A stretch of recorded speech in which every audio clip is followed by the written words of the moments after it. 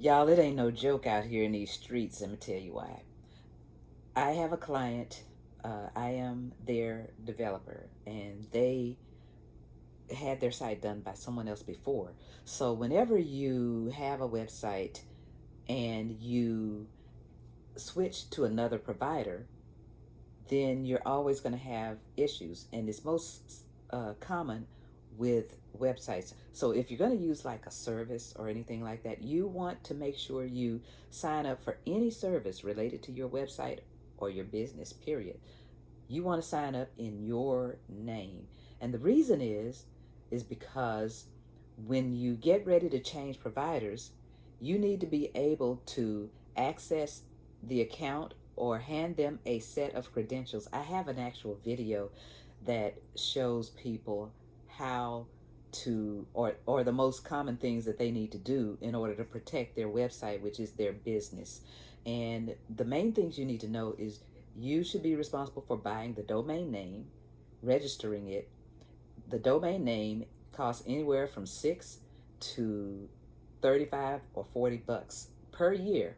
That's once yearly you pay for your domain name. You can buy them for years at a time, or you can buy them yearly and let them renew yearly. When you register your domain name, set it to auto renew so that you don't lose access to it.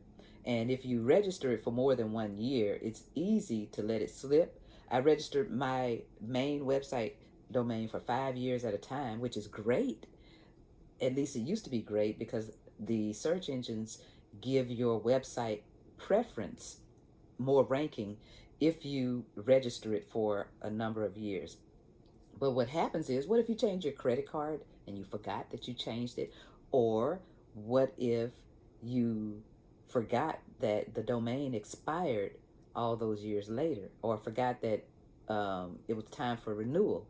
Now, sometimes if you register your domain for a number of years, for instance, when I registered my domain name, I ended up switching the email that I use on most of my business accounts, but I did not remember this particular one. So my domain expired, and I didn't. It just so happened that I went to check for it, and this is how people lose their domain names.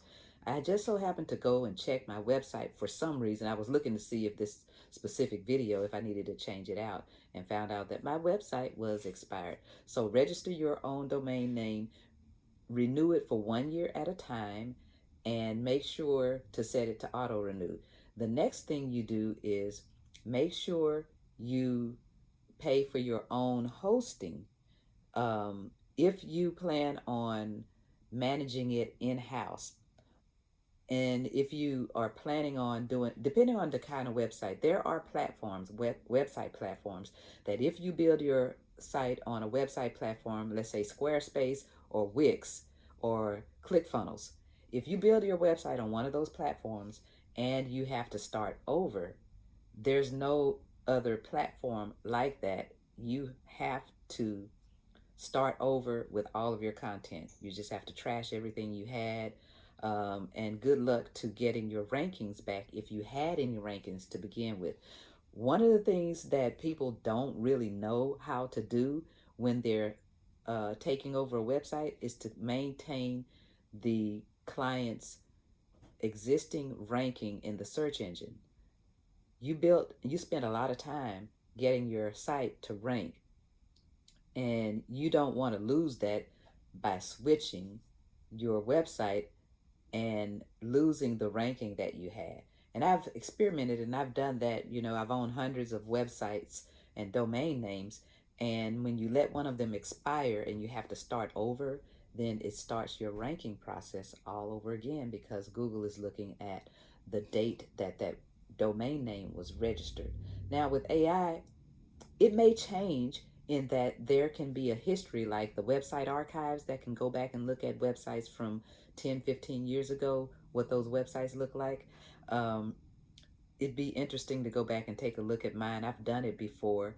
Um, but the website keeps a history of your web pages and what they looked like if you want to check it in the archives, archive.org or the Wayback Machine.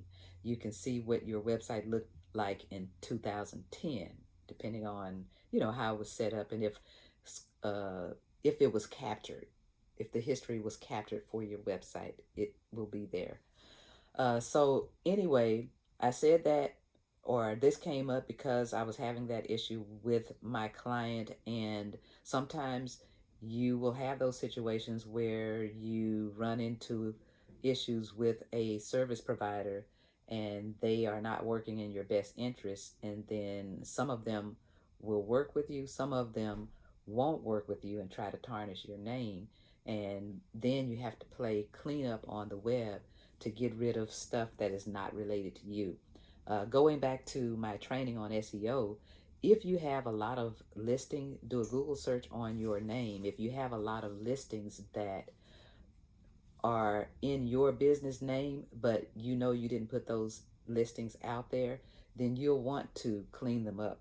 One of the ways to combat that is to sign up for a trademark or register a trademark for your business logo so that you can protect your brand reputation. If you sign up and you trademark your identity, then no one can legally have your information.